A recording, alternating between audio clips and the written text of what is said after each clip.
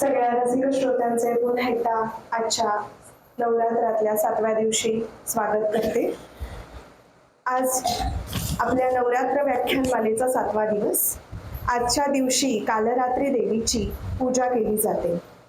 ओम जयंती मंगला काली भद्रकाली कपालिनी दुर्गा क्षमा शिवा धात्री स्वाहा स्वधा नमोस्तुते. वटपौर्णिमा हा सण आला की आपल्या डोळ्यासमोर वटवृक्षाची पूजा करणारी सुवासिनी 108 प्रदक्षिणा घालून माझे सौभाग्य अखंड ठेव असे म्हणून व्रतवैकल्य करणारी ती भारतीय स्त्री उभी राहते. सती सावित्रीचे नाते या वटवृक्षाशी निगडीत आहे. असाध्य गोष्ट साध्य करण्यासाठी स्त्रियांच्या बाबतीत पतिनिष्ठा ही महत्वाची आहे. सावित्रीसारख्या पतीपासून विभक्त न होण्याचा निर्धार व जीवघेण्या संकटांवरही मात करण्याची तीव्र इच्छा असा यातून आपल्याला मौलिक संदेश मिळतो. तर अशा सत्यवानाची सावित्री या कथेवर आज आपल्याशी बोलणार आहे श्रुती चितळे. तिची ओळख करून देते. तिचं पूर्ण नाव आहे सौ श्रुती ओंकार चितळे, पूर्वाश्रमीची श्रुती श्रीकांत परांजपे. त्यांचे शिक्षण झाले MBA फायनान्स मधून. त्याचबरोबर महावितरण कंपनीमध्ये अकाउंट विभागामध्ये ती सध्या जॉब करते. तसेच परांजपे घरगुती उत्पादनाचा बिझनेस देखील करते. गांधर्व महाविद्यालयाच्या भरतनाट्य नृत्य प्रकाराच्या मध्यमा संपूर्ण पर्यंतचे त्यांचे शिक्षण पूर्ण आहे. तसेच गायन क्षेत्रामध्ये 2 परीक्षा पूर्ण आहेत. त्याचसोबत मेकअप आर्टिस्ट तसेच हेअरस्टाईल व मेहंदीचे कोर्स देखील त्या करत असून त्या प्रोफेशनल्स ऑर्डर घेतात. तर ऐकूया आजचं 7वं पुष्प सत्यवानाची सावित्री. इथे जमलेल्या सर्व श्रोते वर्गाला माझा प्रथम नमस्कार. विठ्ठल रखुमाई, वीरेश्वर विंध्यवासिनी आणि कृष्णेश्वर मंदिरास वंदन करून मी व्याख्यानास सुरुवात करते. आपल्या व्याख्यानमालेचे आयोजक कृष्णेश्वर पाक संस्थेचे अध्यक्ष सुमित काका करमरकर यांचे विशेष आभार. हे व्याख्यानमालेचे 2रे वर्ष. पहिल्या वर्षी सर्वश्रेष्ठ संत महिला यांचे चरित्र आपण ऐकले होते. ती व्याख्यानमाला सर्व महिलांनी उत्तमपणे पूर्णत्वास नेण्याचा प्रयत्नही केला. या वर्षीचा विषय क्षणिक काळची पत्नी आणि अनंत काळची माता. ह्या व्याख्यानमालेत महिला वर्ग आणि पुरुष वर्ग हे सर्व सहभागी आहेत. ही पण व्याख्यानमाला आम्ही उत्तमपणे यशस्वी पूर्णपणे नेण्याचा प्रयत्न करतोय असं म्हणायला काही हरकत नाही. या देवी सर्वभूतेषु शक्ती रूपेण संस्थिता नमस्तस्ये नमस्तस्ये नमस्तस्ये नमो नमः. 9 दिवस 9 रात्र 9 देवीची रूप 9 पूजा विधी. ही सर्व रूप कोणाची? तर ही पार्वतीची. बरं, पार्वती हे कोणाचं रूप? आदिशक्तीचं. या आदिशक्ती म्हणजेच पार्वतीने पती प्राप्तीसाठी उपास व्रत वैकल्य केले. तसाच एका स्त्रीची आपण कथा ऐकणार आहोत जिने पतीचे प्राण मिळवण्यासाठी पूजा तप व्रत वैकल्य केले. तर ती स्त्री कोण? वटाग्रे स्थितो ब्रह्म वटमध्ये जनार्दन वटाग्रे तू शिवो देव सावित्री वट संश्रिता. या श्लोकामधून साधारण लक्षात आलंच असेल तर ती सत्यवानाची सावित्रीच. सावित्री हा शब्द ऐकताच तिने केलेली वडपूजा, उपासतापास, पूजा विधी, पतीच्या दीर्घायुष्यासाठी केलेले उपास महिलांनी, हे एवढंच लक्षात येतं. तर तितकंच मर्यादित आहे का हे? तर नाही. माझा अभ्यास सुरू असताना तिच्याविषयी अनेक गोष्टी मला अभ्यास करताना आढळल्या. आपल्या हिंदू धर्मासाठी केलेल्या पराक्रमाची कथा तिथे सापडली. त्यामुळे सावित्रीविषयी थोडं अंतर्मुख होण्याची संधी मला मिळाली. बरं, ही कथा महाभारताच्या आधी आली. पांडव वनवासात असताना जयद्रथाने द्रौपदीचे हरण केले. जयद्रथाचा पराभव करून आलेले युधिष्ठिरादी पांडव आणि द्रौपदी बसलेले असताना मार्कंडेय ऋषींनी ही कथा खास करून द्रौपदीला सांगितली. कारण प्रातःसमयी ज्या महिलांचं स्मरण केलं जातं त्यात द्रौपदीचाही उल्लेख आहे. म्हणजे तिथे आपल्याला सावित्रीचं महत्व दिसून येतं. तर आता सावित्रीचा जन्म कसा झाला ते आपण जाणून घेऊया. मद्र नावाच्या देशाचा राजा अश्वपती हा राजा अत्यंत धर्मनिष्ठ, पराक्रमी, प्रजेच्या हितामध्ये दक्ष, उदार अंतःकरणाचा, सत्यप्रिय, कर्तव्य दक्ष असा हा राजा सर्व प्रजाजनांना सुखी ठेवत होता. त्याची पत्नी लक्ष्मी सारखीच, तिचं नाव मालवी. राजा राणीचा सुखाचा संसार सुरू असताना देखीलही काहीतरी त्याच्यात न्यून होतच. ते काय होतं? राजा हा निसंतान होता. प्रथम राणीने मालवीबाईने सावित्री देवीची आराधना करण्याचे ठरवले. सावित्री देवीची आराधना म्हणजे सावित्री मंत्र, सावित्री मंत्राचा जप करणे, आणि सावित्री मंत्र म्हणजे साक्षात गायत्री मंत्र. हा मंत्र सर्वश्रेष्ठ मंत्र असा मानला जातो. दीर्घ काळापर्यंत आराधना करूनही भगवती प्रसन्न झाली नाही. दुःखी झालेल्या पत्नीस अश्वपती राजा तिचे सांत्वन करत होता. निराश होऊ नको, आपल्यावर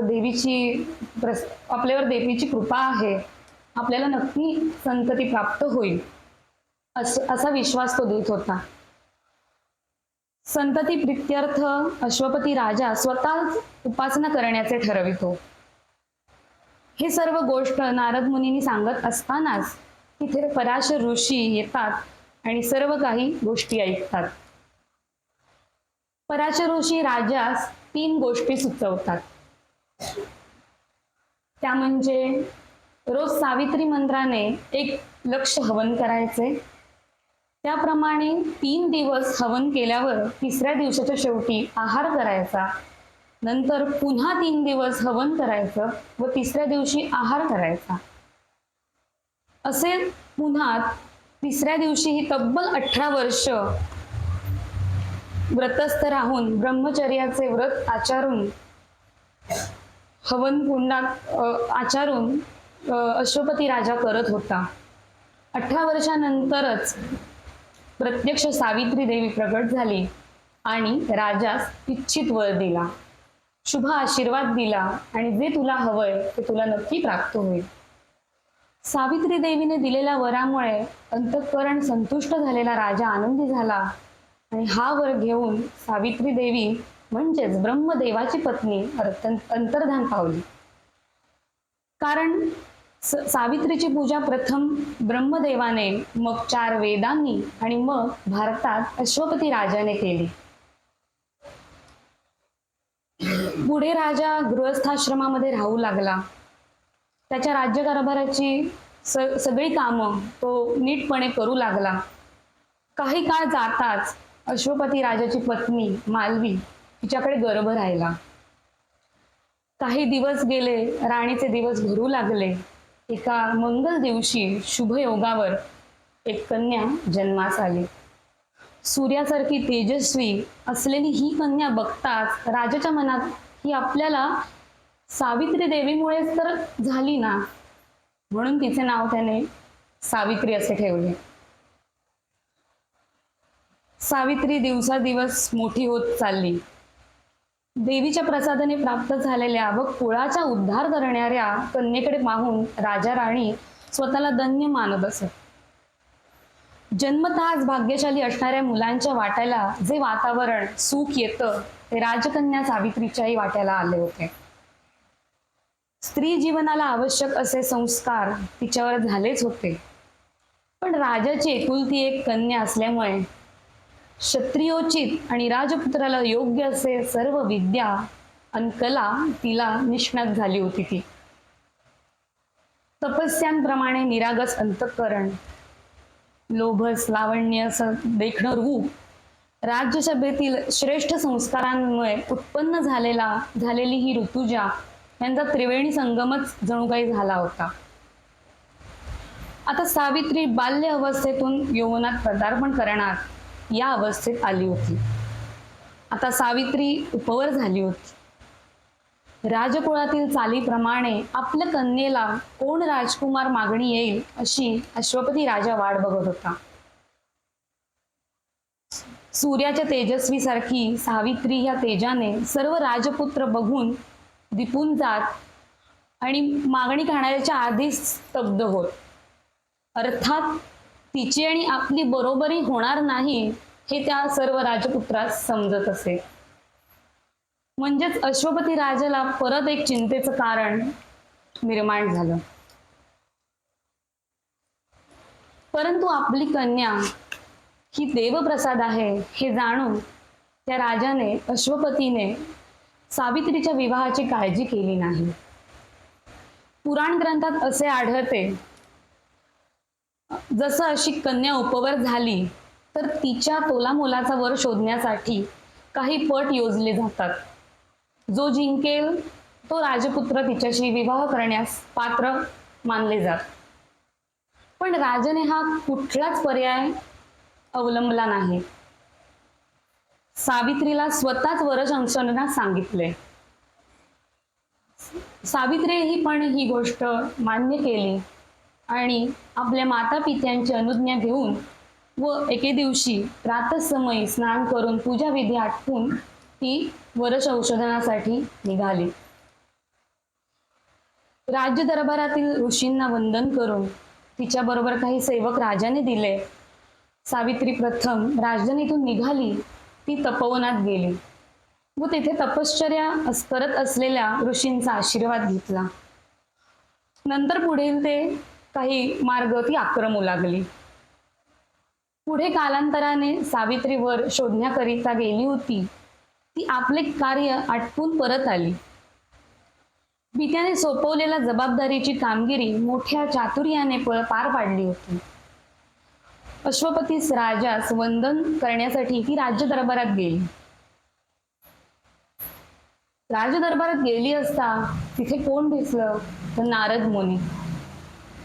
नारद मुनी आले म्हणजे कोणत्या तरी सत्व परीक्षेला सामोरे जावे लागणार हे समजावेच.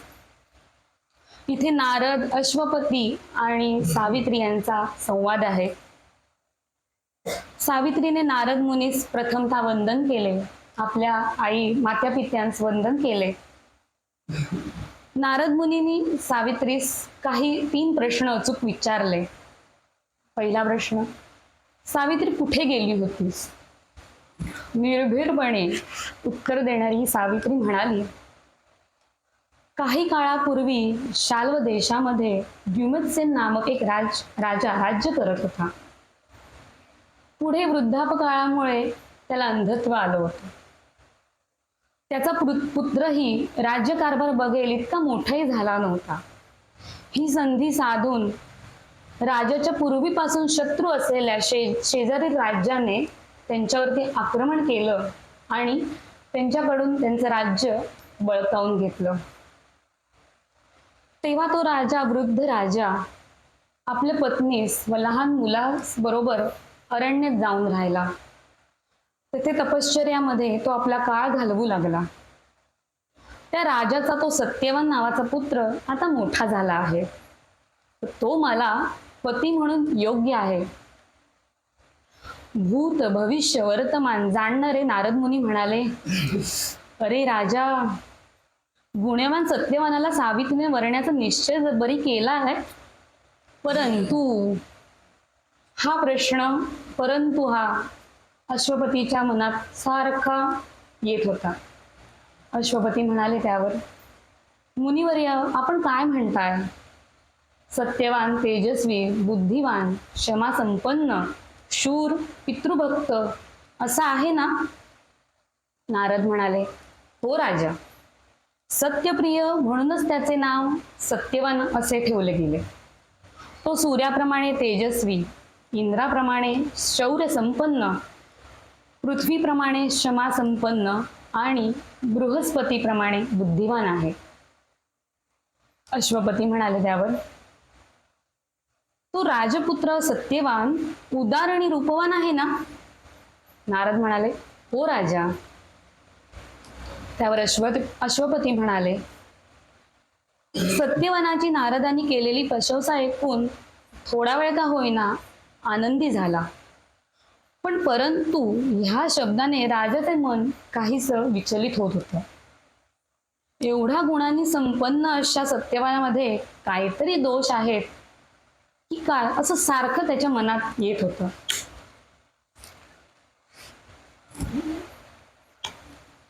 अश्वपती राजाने नारदांना परत विचारले, काही विवाहानंतर अरिष्ट तर येणार आहे का? नारद म्हणाले, अश्वपतीला एवढे पडलेल्या प्रश्नांवरून सत्यवानामध्ये एकच दोष आहे, तो हा की तो अल्पायुषी आहे.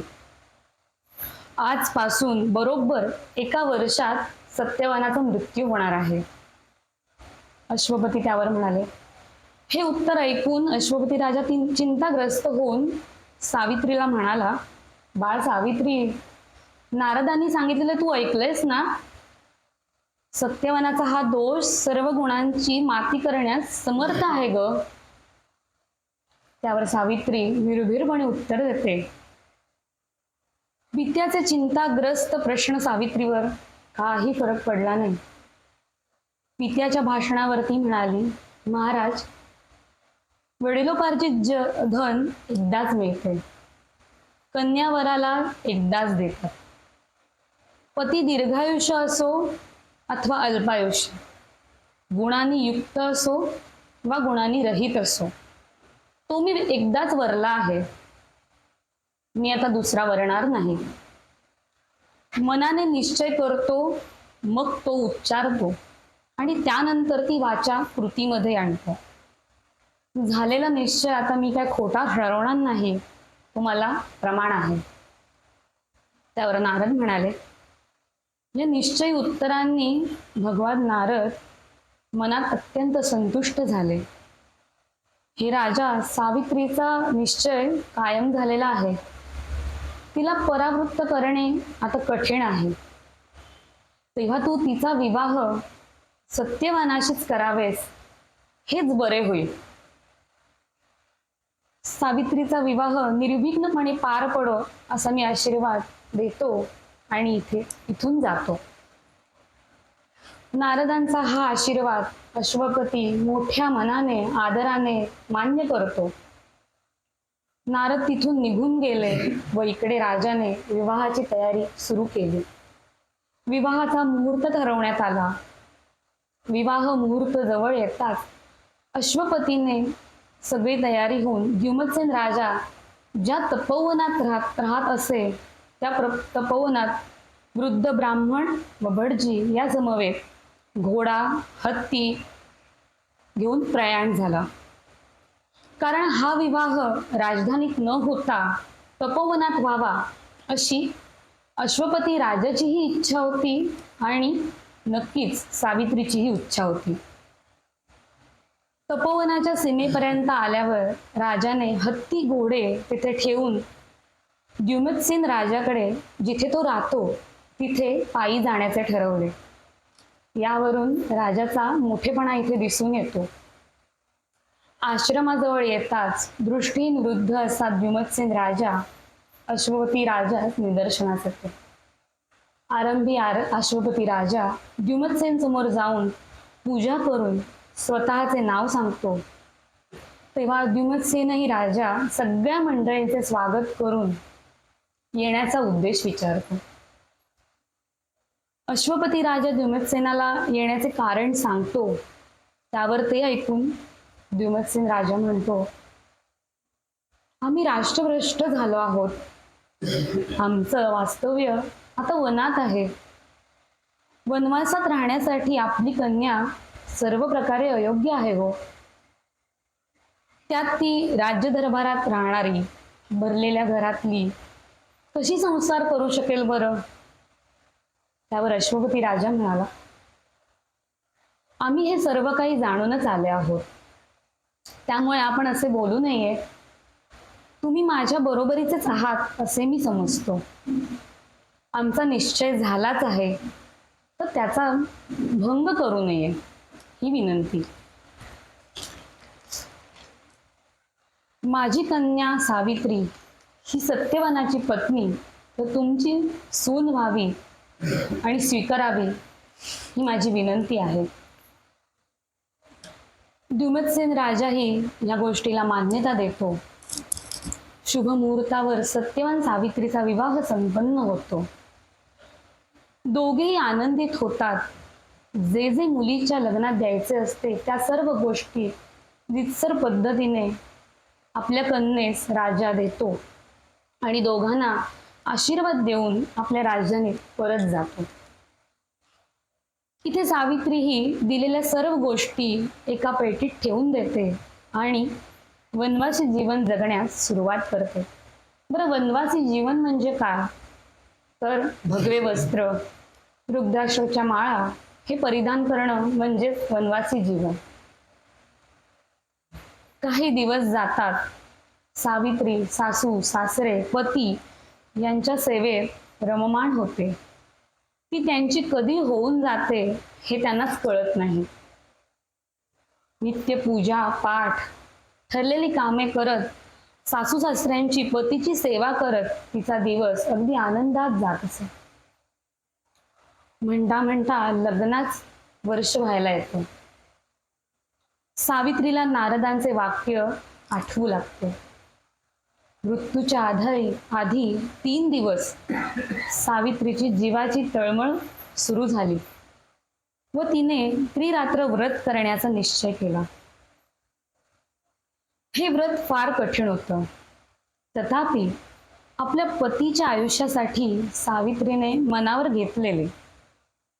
आजपासून 4थ्या दिवशी सत्यवानाला मृत्यू येणार असे कळून रात्रंदिवस ही उभी राहिली. सावित्रीने आचरलेला हा नियम ऐकून द्युमत्सेन राजा खूप दुःखी झाला. त्याने सावित्रीची समजूतही काढली, खूप प्रयत्नही केला. परंतु द्युमत्सेन राजाला समजलं की सावित्रीचा आता निश्चय झालेला आहे. तिला आता काही सांगून समजावून काय ती ऐकणार नाही. मग राजाच म्हणतो की मी आता तुझ्या ठरलेल्या आचरणामध्ये येणार नाही, तू तुझं व्रत काय ते पूर्ण कर, असे तो सांगतो. सावित्रीने व्रत आरंभिले. सतत उभी राहून ती अगदी काष्ठाप्रमाणे दिसू लागली.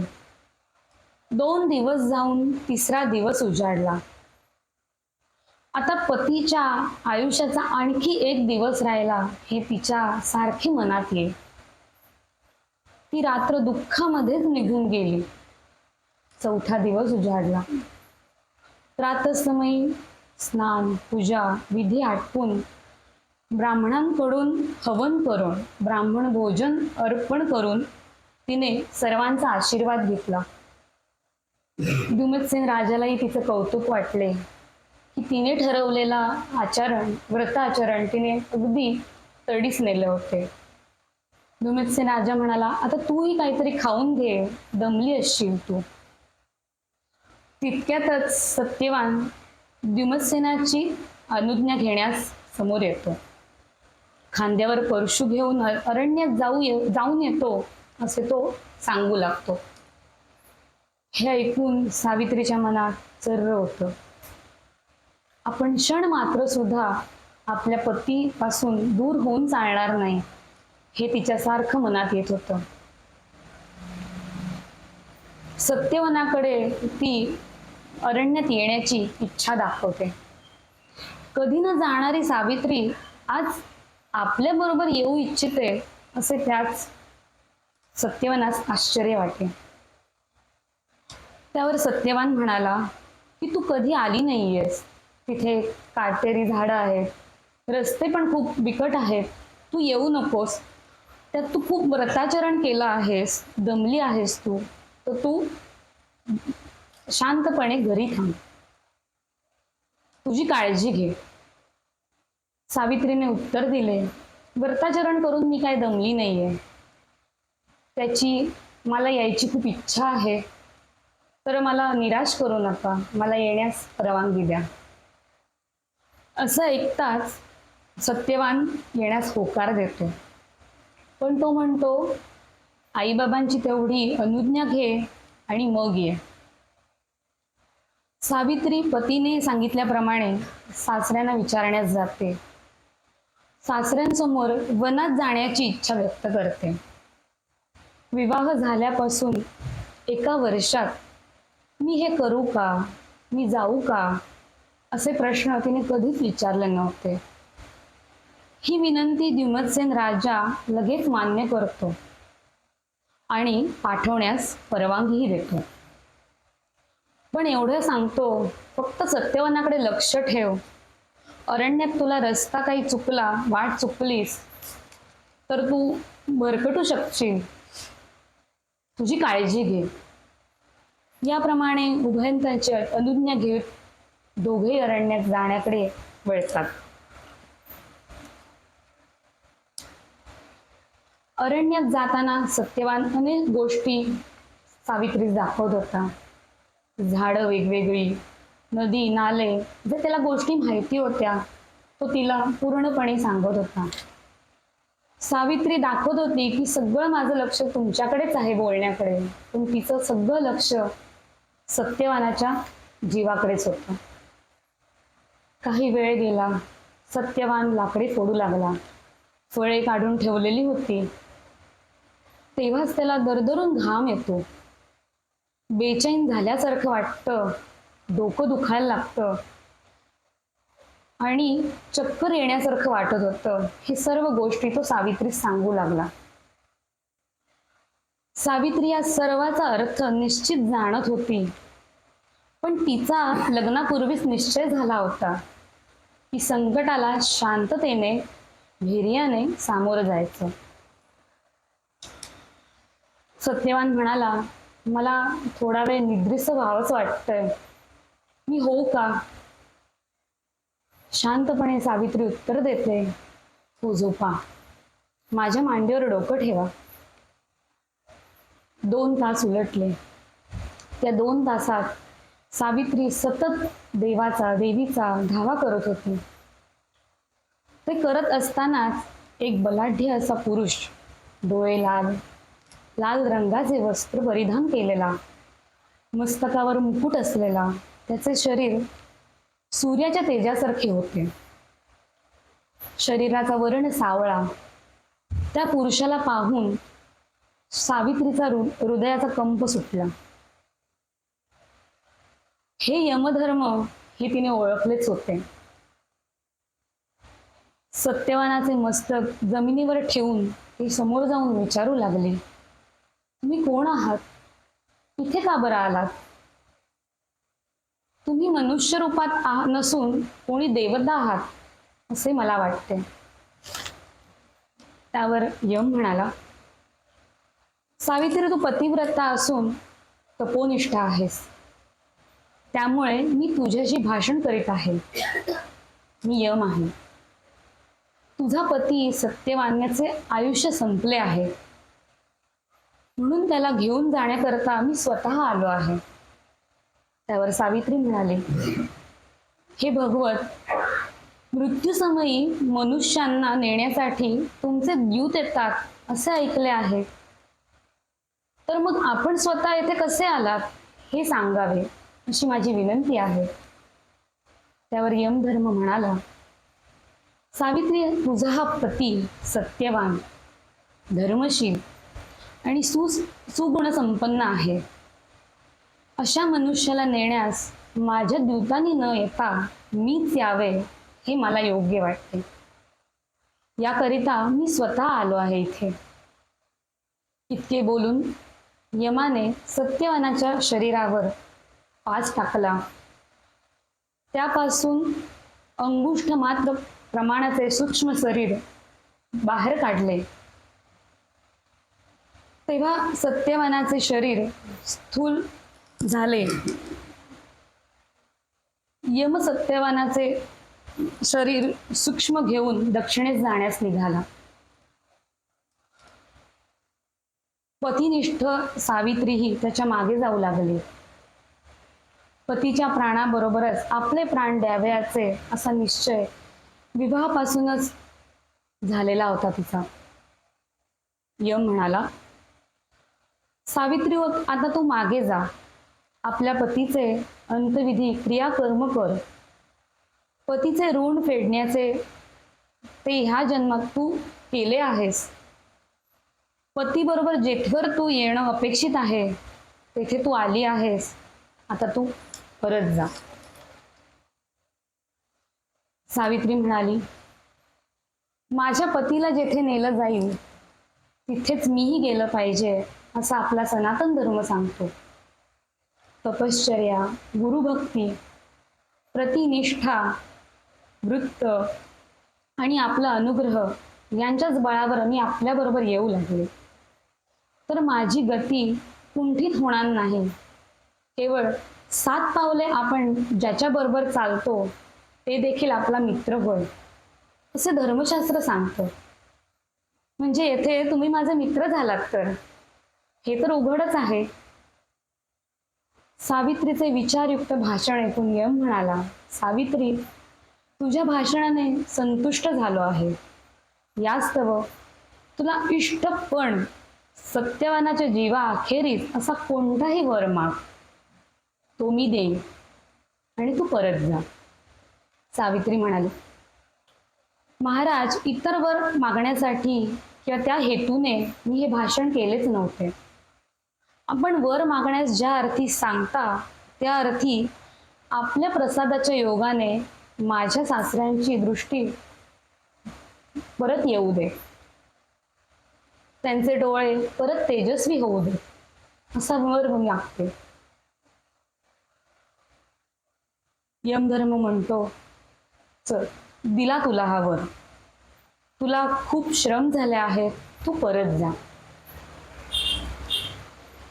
सावित्री म्हणते, नाही यमधर्म, माझ्या काही प्रश्नांची अचूक उत्तरं तुम्हीच देऊ शकता. त्या प्रश्नांचं समाधान उत्तर हे तुम्हीच देता असे मला वाटते. त्यावर यम म्हणतो, बरं ठीक आहे, विचार. सावित्रीचा प्रश्न, कर्माचे स्वरूप कसे, उत्पन्न कसे, त्याची कारणं काय, देह व देहधारी यात फरक काय, कर्माचा कर्ता कोण, ज्ञान, बुद्धी, प्राण, इंद्रिय नेमकी काय, त्याच्या देवता कोण, कर्माचे फळ भोगतो तो कोण आणि भोगायला लावणारा कोण, त्यापासून सुटकेचा मार्ग कोणता, जीव कोण आणि परमात्मा कोण. ही सगळी प्रश्न ऐकून यमाला फारच नवल वाटले. तिथे सावित्रीचं बुद्धी चातुर्य दिसलं.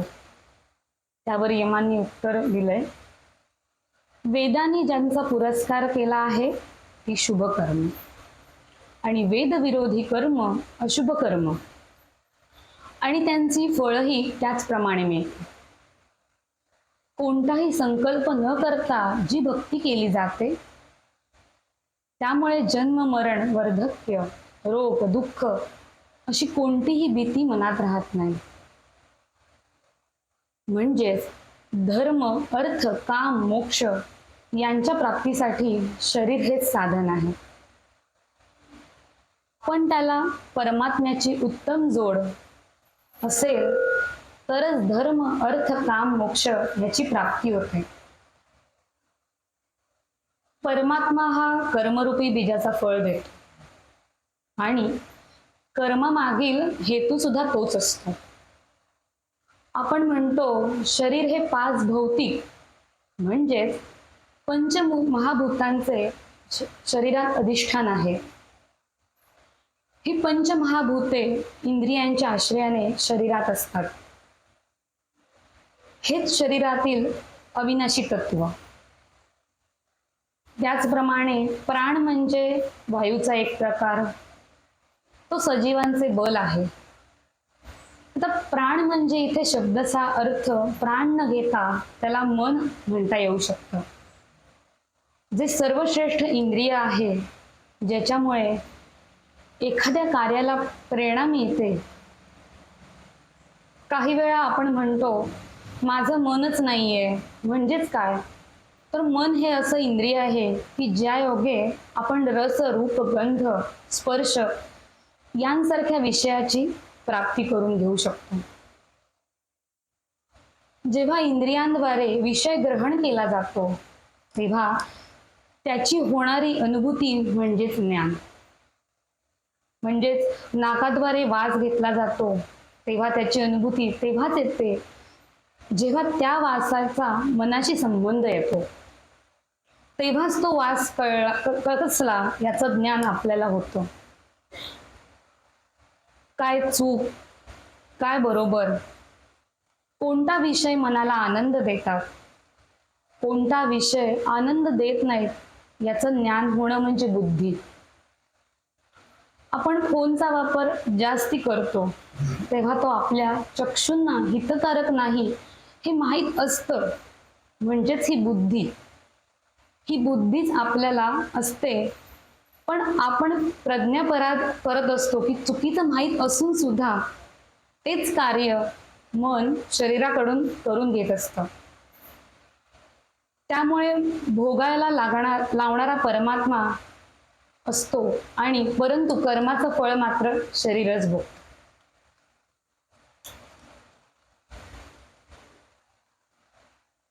यमधर्माने उत्तर देऊन त्यावरती यमधर्म म्हणतो, सावित्री आता तू गुडभर आली आहेस, आता तू परत जा.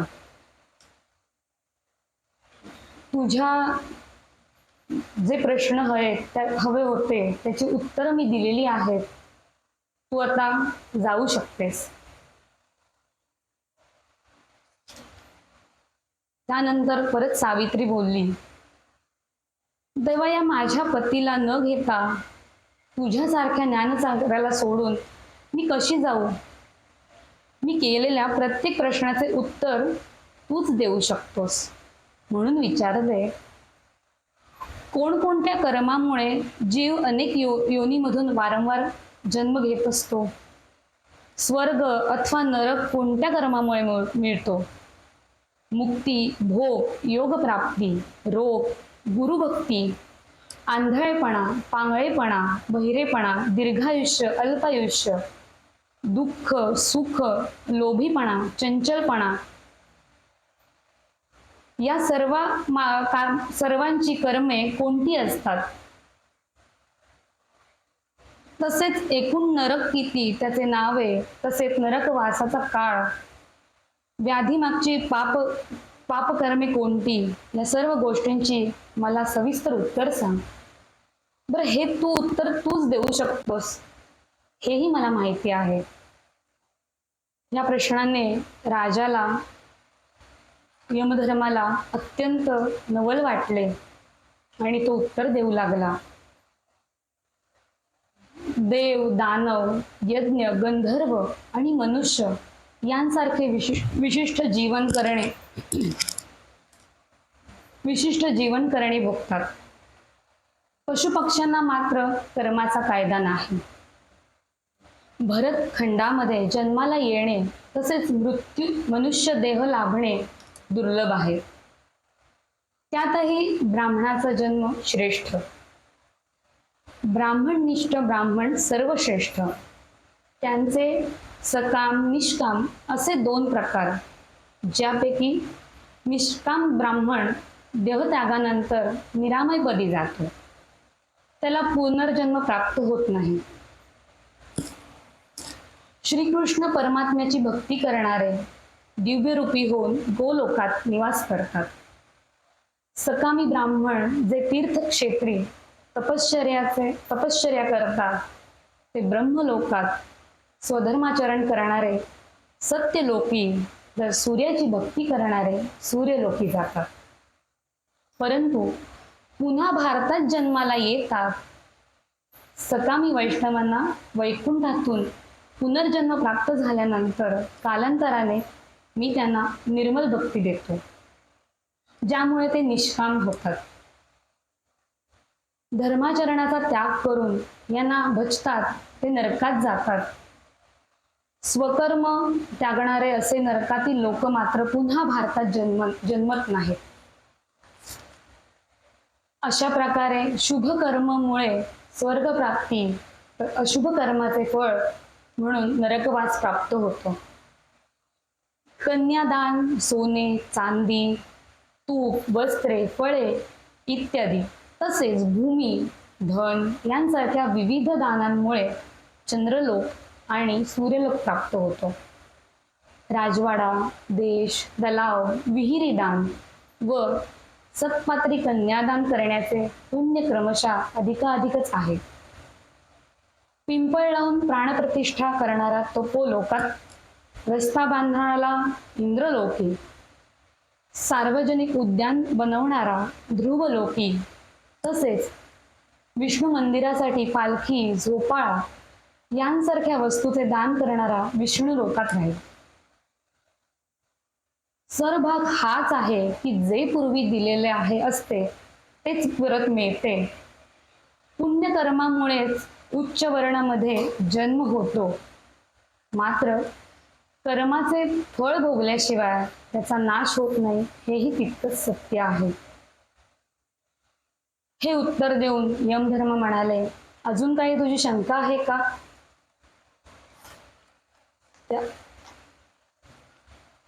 त्यावर सावित्री म्हणते, हे धर्मराजा, मला सांगा, कर्म केल्यामुळे मनुष्याला सर्व लोभ मिळतो, ते कसे?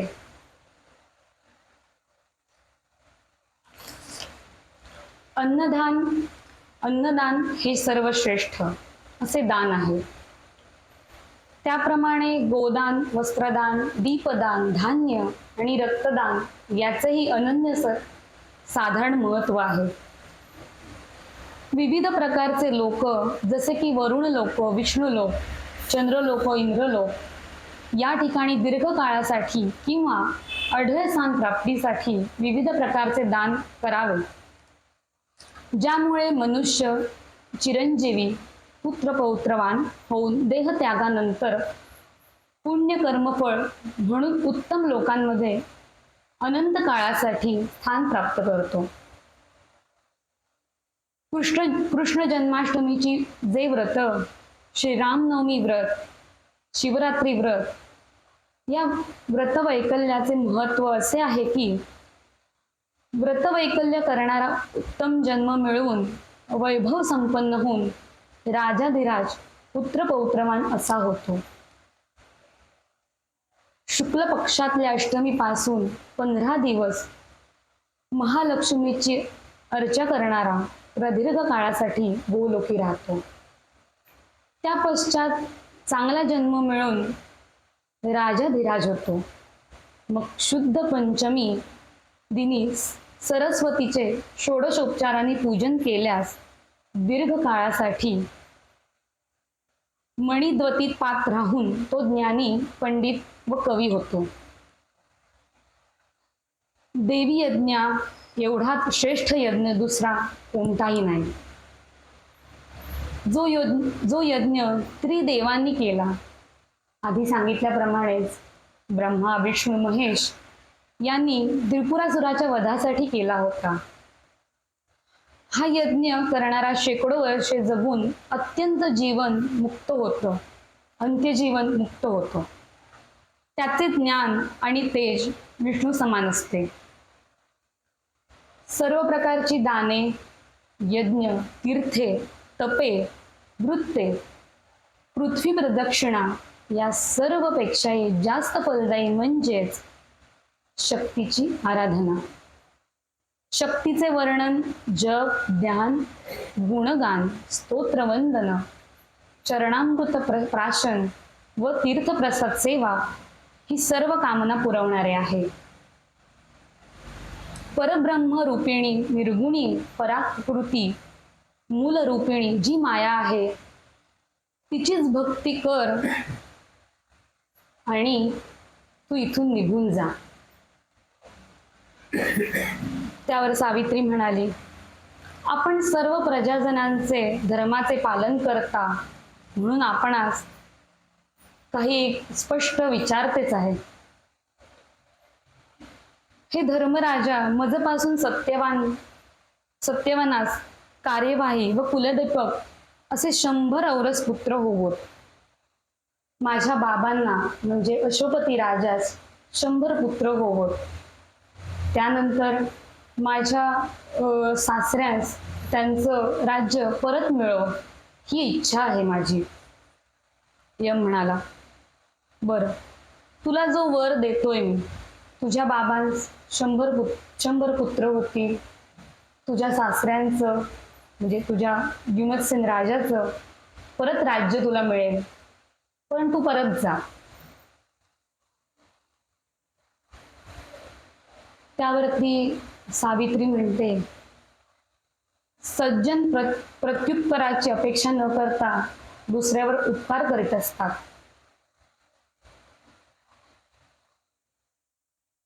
तुम्ही खूप सज्जन आहात, लोक तुम्हाला खूप घाबरतात. तसे नसून तुम्ही लोकांसाठी मदत करणारे आहात, त्यांच्यावरती दया करणारे आहात. हे ऐकताच यम थोड्या वेळा का होईना आश्चर्यात पडतो. अरे, स्वतःही सर्वजण आपल्याला बोलत असतात, यम चांगला नाहीये, वाईट आहे, तो काय करतो, तो सर्वांचं मृत्यू घेऊन जातो. आज ही आपल्याला असं का बोलते बरं? आणि त्यावर यम पटकन बोलतो, तुला जो काही वर हवाय तो तू घेऊन जा. मी ह्या तुझ्या भाषणावरती प्रचंड संतुष्ट झालो आहे. यमाचे लक्ष आपल्या बोलण्याकडे नव्हतेच. सावित्री तो वेळ साधून बरोबर म्हणाली, यमधर्म, मला 100 पुत्र व्हावे. सावित्रीला आता धीर आला होता, कारण का ह्या वेळेला यमाने तू सत्यवानाच्या जीवाअखेरीच काही माग असं वाक्य देखील बोललं नव्हते. त्या वाक्याची तिने परत आठवण करून दिली आणि त्यांना सांगितलंय, आता मला माझे पती परत द्या. यम म्हणाला, सावित्री, तुझ्यावर माझी उत्कट प्रकारची भक्ती बसत आहे. मी तुला खरोखरीच प्रसन्न झालो आहे. इष्ट असा तू वर मागितला तर आहेसच. हे ऐकून यमाने आपला पाश काढला. सावित्रीच्या भाषणाने आनंदित झालेला यम म्हणाला, हा तुझा पती सोडून दिला. आता तो रोगरहित झाला आहे. त्याचे आयुष्य 400 वर्ष, 100 पुत्र, हे सर्व अक्षय होऊन राहील. पित्यास 100 पुत्र देखील होतील. सासऱ्यास राज्य देखील परत येईल आणि दृष्टीही परत मिळेल. असे सांगून यम सावित्रीला पाठवून आपल्या मंदिराकडे निघून गेला. ज्या ठिकाणी पतीचे शरीर पडले होते त्या ठिकाणी सावित्री येते. सत्यवानाच्या शरीरात परत प्राण येतात. निद्रिस्त असलेला सत्यवान उठतो आणि सावित्रीस म्हणतो, अगं, मला उठवलं का नाहीस? मी किती वेळ निद्रिस्त पडलोय, उठवायचं ना मला. आणि तो श्यामवर्ण पुरुष ज्याने माझ्या गळ्यात पाश टाकला होता तो कुठे बरं गेला? सावित्रीच्या डोळ्यात अश्रू आलेले. सावित्रीने शांततेने सांगितले, आधी आपण घरी जाऊया. आपले सगळीजण वाट बघतायत. इथे खूप वेळ गेला आहे. घडलेला वृत्तांत मी नक्की तुम्हाला घरी गेल्यावरती सांगेन तुम्हाला. ते दोघेही आश्रमात यायला निघतात. तोच तिकडे द्युमत्सेन राजा व त्याची पत्नी काळजीत असतात. तोवरच दोघे पोचतात. घडलेला सगळा वृत्तांत सावित्री सासू सासऱ्यांना आणि नवऱ्याला सांगू लागते. अंध द्युमत्सेनाला दृष्टी आली. दुसरे दिवशी द्युमत्सेन राजाचे मंत्री आले. शत्रूला ठार करून राज्य परत मिळवण्याचे वृत्त त्यांनी राजाला निवेदन केले. इकडे सावित्रीचेही पिता अश्वपती या 100 पुत्र प्राप्त झाले व तेही आनंदात राहू लागले. सगळीकडे आनंदी आनंद झाला आणि दोघेही आनंदाने सावित्री राहू लागली. याप्रमाणे आधुनिकतेने आपल्याला आपल्या साहित्याकडे, संस्कृतीकडे पाहण्याचा अनेक दृष्टिकोन दिले आहेत. हे जरी खरं असलं तरी अलीकडे जन्माला आलेलं साहित्य, जीवन, सकस विचार देणारं आणि जुनं साहित्य हे बुरसटलेलं, भलतंच काहीतरी रुजवलेलं असा समज आपल्या लोकांचा झालेला आहे. तो दूर करणं आता आपली काळाची गरज आहे, ते आपले काम आहे. साहित्य कोणत्याही काळातलं असो, त्याचं डोळसपणे वाचन करणं आता नितांत गरज आहे. आयुष्यातील सर्व चढ उतारांमध्ये घराला सावरून धरणारी एखादी स्त्री आणि तिने एखेद वेळी जर नाही उपवास केला, नाही व्रताचरण केलं, तर फारसं काय बिघडलं. पण तिने सावित्रीसारखी आत्मनिर्भरता, यमासारख्या धर्म जाणणाऱ्या देवतेशी संवाद साधण्याची क्षमता किंवा प्रसंगी वाद घालण्याची क्षमता, हे गुण आत्मसात करणं महत्वाचं आहे असं मला वाटतं. पतिव्रता या शब्दाचा आजच्या काळातला अर्थ म्हणजे स्वतंत्र विचार नसणारी, पतीच्या योग्य अयोग्य विचारांना किंवा निर्णयाला मम म्हणून साथ देणारी, जुन्या मराठी चित्रपटात शोभेल अशी एक नेभेड स्त्री. पण माझ्या अर्थी पतिव्रताचा अर्थ, सावित्रीचं वास्तविक रूप हे अगदी याच्या विरुद्ध होतं. अत्यंत स्वतंत्र विचार, बुद्धिमान, जीवनात प्रेयसापेक्षा श्रेयसाला महत्व देणारी, ह्या अशी मला सावित्रीचा अभ्यास करताना ह्या गोष्टी प्रकर्षाने जाणवल्या. या सावित्री मातेस त्रिवार वंदन करून मी आज माझे व्याख्यान इथेच संपवते. नमस्कार. जर काही चुकलं असेल तर क्षमस्व, जे चांगलं असेल ते नक्कीच विठ्ठल रखुमाईच्या ठिकाणी अर्पण करते. नमस्कार. हॅलो. आपण आपल्या गावातील श्री स्मृती चितळे यांचं सत्यवान सावित्री या विषयावरचं व्याख्यान ऐकलं. मला व्याख्यानाबद्दल काही बोलायचं नाही, माझं मी मनोगत व्यक्त करतो. म्हणजे सत्यवान सावित्रीबद्दल मला काही बोलायचं नाही, मी माझं मनोगत व्यक्त करतो.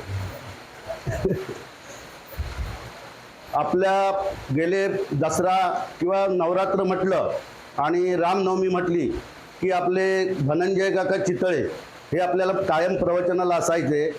पण गेल्या वर्षीपासून जे धनंजय काका यांना काही कारणास्तव येणं शक्य नव्हतं. म्हणून आता काय करायचं यावर आपले देवस्थानचे अध्यक्ष यांनी धनंजय काकांबरोबर चर्चा केली.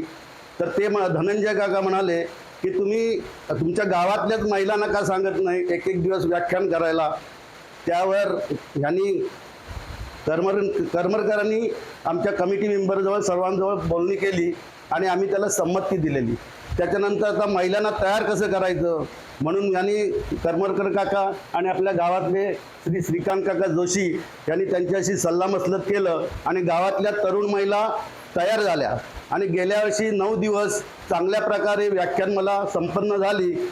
आणि याची स्मृती घेऊन आत्ता यावर्षी नवीन 4 महिला तयार झाल्या.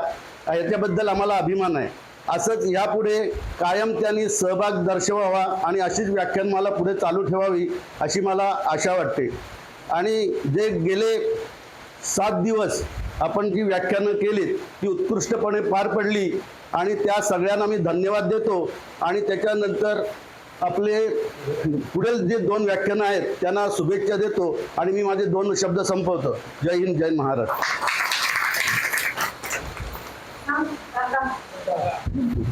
मी संजय काकांना विनंती करते की त्यांनी आपल्या देवस्थान